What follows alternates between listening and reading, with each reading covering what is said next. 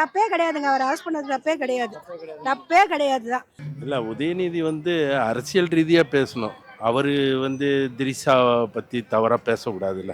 அரெஸ்ட்டுக்கு அப்புறம் அந்த வீடியோ நானும் பார்த்தேன். அவங்க அரெஸ்ட் பண்ணணும்னா அந்த கன்சர்ன் கீழ இருந்து கத்துனாங்க பாருங்க, த்ரிஷா த்ரிஷான்னு சொல்லிட்டு, அவங்கள கூட அரெஸ்ட் பண்ணலாம். அவர் ஒண்ணு அதுக்காக வந்து அழுதுகிட்டு ஐயோ என்ன அரெஸ்ட் பண்ண அதெல்லாம் ஒண்ணுமே கிடையாது. சிரிச்சுக்கிட்டே தான் போறாரு, கை காமிச்சிட்டு. பெண்கள் எப்பவுமே இழிவா பேச தப்பு இல்லையா? ஒரு டைம் தப்பே கிடையாதுங்க. இது எதிர்பார்த்தது தானே.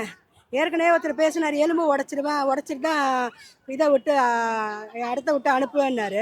அப்போவே அவர் அரெஸ்ட் பண்ணார். இவர் எதுக்கு தேவையில்லாமல் இப்படி பேசிகிட்டு இருக்காரு?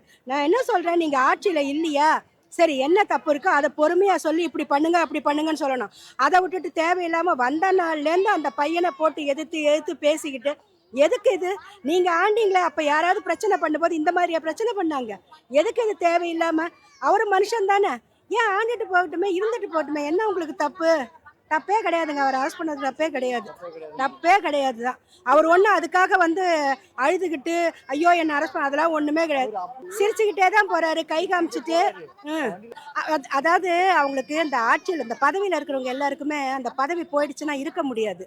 அதனால ஏதாவது ஒன்று சொல்லிக்கிட்டே இருக்கணும். அதனால அவருக்கு என்ன சொல்றதுன்னே தெரியல.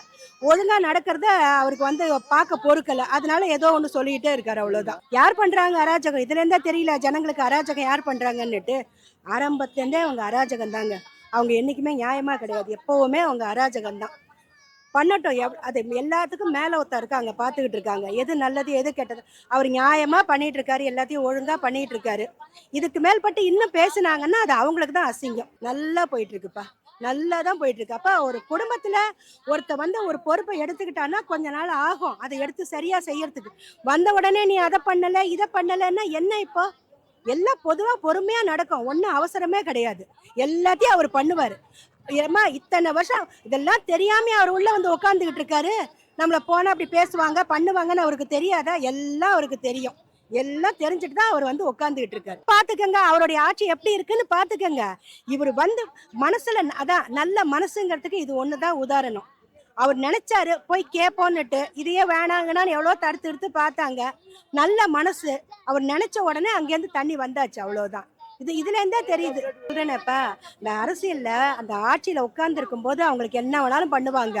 அந்த ஆட்சியில இல்லைன்ற போது யாரை குறை சொல்லலாம், என்ன பண்ணலாம்?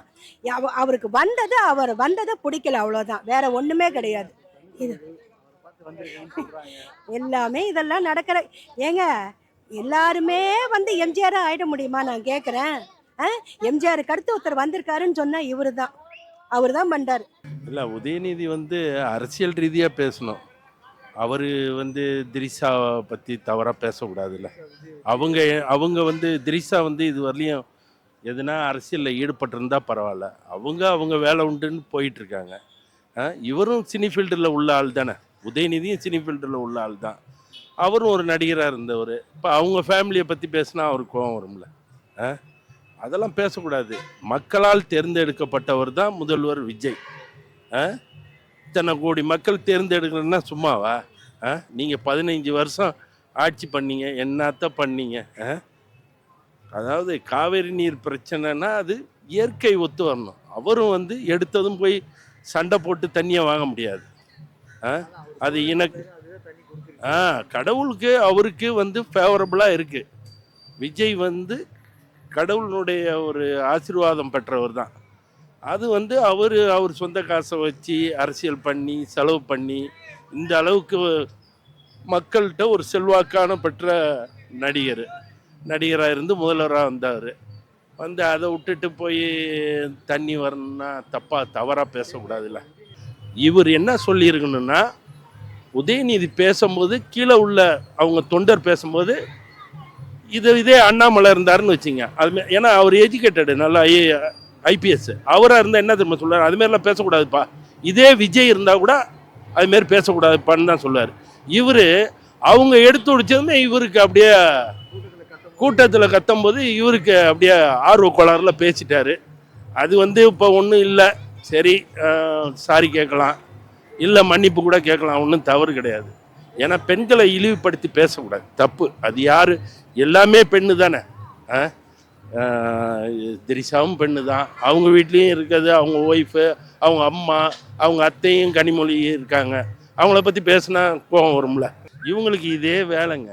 அதாவது எப்படி இவங்க வந்து கலைஞர்லாம் ஆட்சி பண்ணார், அட்மினிஸ்ட்ரேஷன் பக்கா. ஸ்டாலின் அவங்க அப்பாவும் நல்லா தான் பண்ணார். இவர் வந்து இன்னும் வந்து மெச்சூர் இல்லை. யாருக்கு? உதயநிதிக்கு மெச்சூர் இல்லை.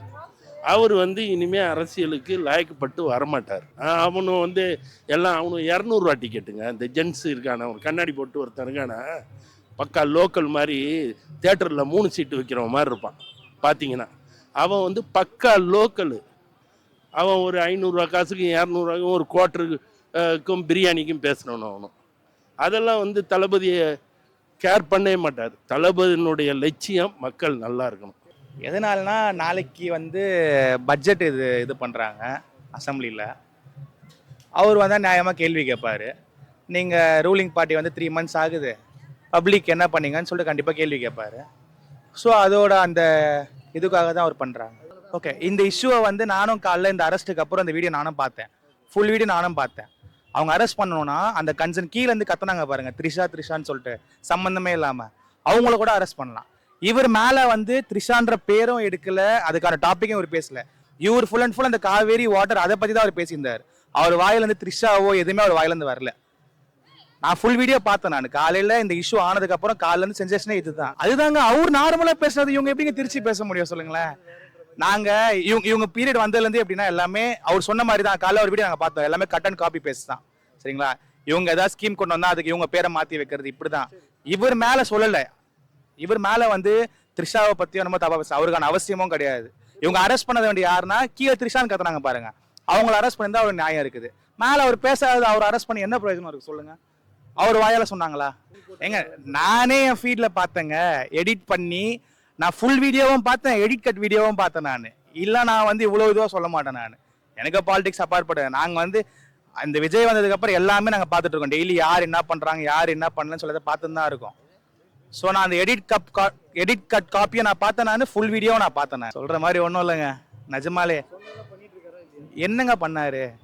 டிஎம்கே பீரியட்லேயே ஃபால்ட் இருக்கு இல்லைன்னு சொல்ல, ஆனால் அவங்க வந்து எல்லாமே பண்ணாங்க, நிறைய டெவலப்மெண்ட் நடந்துச்சு. 3 வருஷம் கழிச்சு பண்ணாலும் பண்ணாங்கங்க. வந்தோடனே இல்லைங்க, அவங்க வந்தோடனே சொன்ன மாதிரி ஐ திங்க் ஸோ லேடிஸ்க்கு வந்து ஃப்ரீ பஸ் விட்டாங்க. வந்தோடனே ஆவின் பாலுக்கு லிட்டர் கம்மி பண்ணுவேன்னு சொன்னாங்க, கொடுத்தாங்க. வந்தோடனே ஸ்டேட்டோட டாக்ஸை குறைச்சி 2 rupees பெட்ரோல் பண்ணாங்க. ஸோ சொல்லிட்டு பண்ணாங்க. மிஸ்டர் விஜய் சார் இருக்காருல்ல, நாங்கள் ஆட்சிக்கு வந்தோடனே எல்லாத்தையும் பண்றோம்னு சொல்லிட்டு அவர் மேனிஃபெஸ்டோ வந்து எப்போ தெரியுமா ரிலீஸ் பண்ணாரு? மார்ச் மாதம் தான் ரிலீஸ் பண்ணாரு. சரிங்களா? பட் பிப்ரவரி மாதத்துலேயே ப்ரீவியஸ் கவர்மெண்ட் வந்து அவங்களோட பட்ஜெட்டில் சொல்லிட்டாங்க, இதுதான் கடன் சிச்சுவேஷனு, இதுதான் வந்து தமிழ்நாட்டில் இருக்க கஜானாவோட காசுன்ட்டாங்க. அதுக்கப்புறம் தான் ஒரு மேனிஃபெஸ்டோ ரிலீஸ் பண்ணாரு. நாங்கள் ஆட்சிக்கு வந்தோடனே இதெல்லாம் பண்ணுவோம்னு சொல்லிட்டு இப்போ வந்துட்டு கஜானால காசு இல்லைன்னு சொன்னால் என்னங்க அர்த்தம்? உதயநிதி அரெஸ்ட் பண்றது இது கட்சி இதுவா என்னன்னு தெரியல எனக்கும். இல்லை இதனால இல்லை, பெண்கள் எப்பவுமே இழிவா பேசுறது தப்பு இல்லையா ஒரு டைம்? அது வேற இருக்கு, யாரையும் குறை சொல்றது தப்பு. விஜய் ஆட்சி பார்த்தீங்கன்னா உள்ளுக்குள்ள ஓரளவு கரெக்டாக தான் போயிட்டு இருக்கு. ஆனால் டைம் வேணும் இன்னும் அவர் இன்னும் இது பண்றதுக்கு.